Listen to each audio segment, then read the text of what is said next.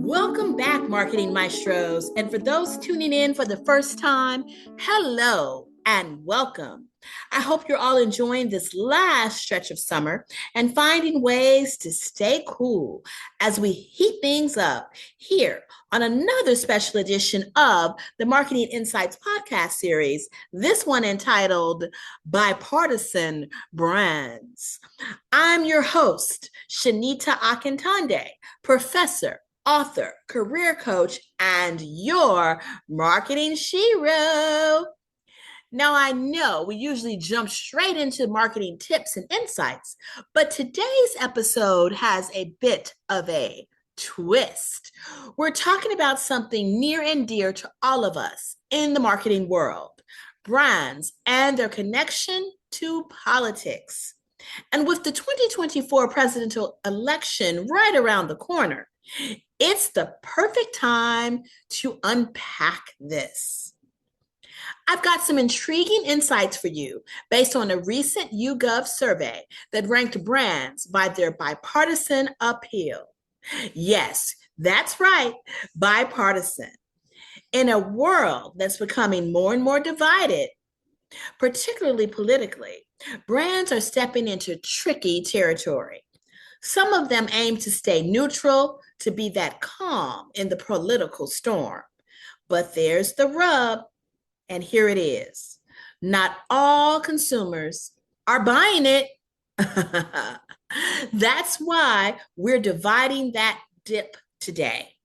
Let's talk about brands that try to be bipartisan, that's quote unquote, and how in this current political landscape, that strategy is easier said than done. So before you grab your snack of choice, whether that's a grilled cheese, a bologna sandwich, or maybe even a milkshake, let's rewind for a second and think about this. How important is a brand's political stance to consumers? And do they trust the brand that claims to be bipartisan? We've seen some major brands, marketing maestros, from Coca-Cola, Nike, and Patagonia make bold political or social statements over the years. But then there are those that try to stay above the fray. They market themselves as appealing to everyone, left, right, and center. They're the all for the people. All the people say, hey, hey. Well, at least that's what they say. But the truth is, consumers don't always perceive them that way. Sometimes a brand's neutrality or neutral stance can feel more like an avoidance of important issues. And that, again, rubs people the wrong way. Let's look at Nike, for example. A few years back, they made headlines with their Colin Kaepernick campaign, which celebrated his decision to kneel during the national anthem in protest of racial injustice. Some hailed Nike as heroes, others burned their sneakers in protest. Why? Did Nike try to be bipartisan? Not exactly, but they certainly didn't stay neutral. And it paid off for them. Ka-ching, ka-ching. Their stock surged despite the controversy because the audience, the ones they wanted to reach, rallied around the brand. On the other hand, we have companies that try to walk that fine line with teeter-totter results. Coca-Cola comes to mind.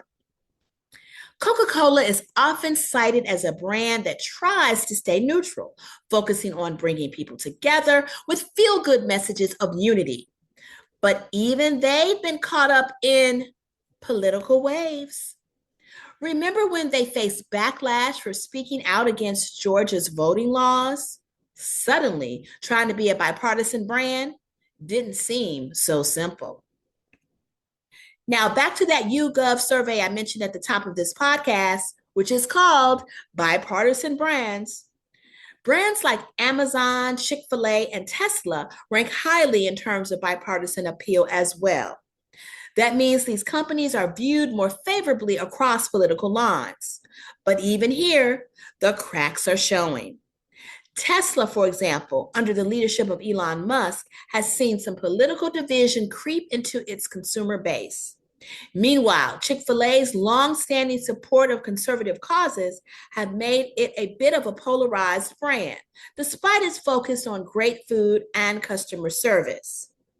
What's fascinating about this survey is that it highlights the growing challenges for brands trying to be all things to all people. Amazon is another big player in this game. On the surface, it might seem like a brand that's used by everyone. After all, who doesn't shop on Amazon? I know I do. But when you are looking deeper, you find that Amazon's business practices, labor issues, and even its environmental footprint can stir up debate on both sides of the aisle. So how can a brand genuinely appeal to a divided audience without alienating half of them? Well, I'm glad you asked, marketing maestros.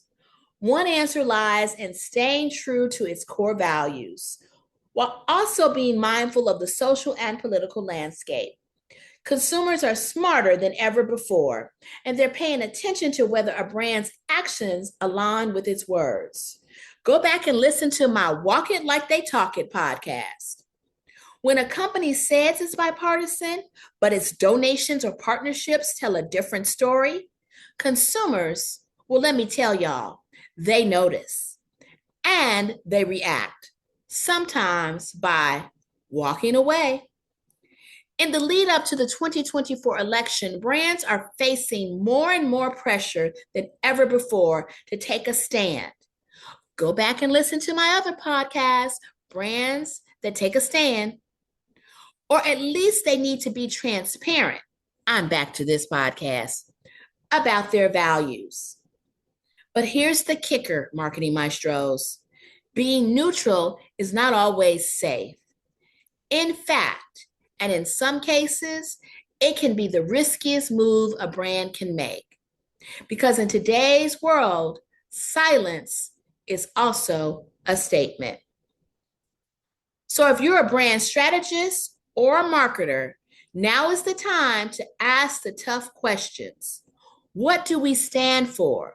Who do we want to appeal to? And how can we do it without compromising our values or alienating our audience? It's a balancing act, but those who do it well and who do it right will thrive, while those who don't, well, they might find themselves in a politically precarious situation. Thank you for tuning in to today's episode by Bipartisan Brands. We've got a whole slew of new ones coming out, some that are going to go back to one of my earlier podcasts focusing on getting hired and what to do after that, or when you get fired, which we hope happens to none of you, but still, what to do after that. I'm here to help you with all of those things, to navigate the twists and turns of the marketing world as a whole. And as I close out this podcast, Bipartisan Brands, remember, marketing maestros, in marketing, every move you make is political, whether you mean it to be or not. So stay sharp, stay savvy, and until next time, keep making those marketing moves. Until next time, which will be our best time. This is Professor Shanita Akintonde signing off. If you've liked what you've heard today, be sure to like it on the internet and be sure to subscribe to this Marketing Insights podcast series that can be heard wherever your favorite podcasts are found. Bye-bye.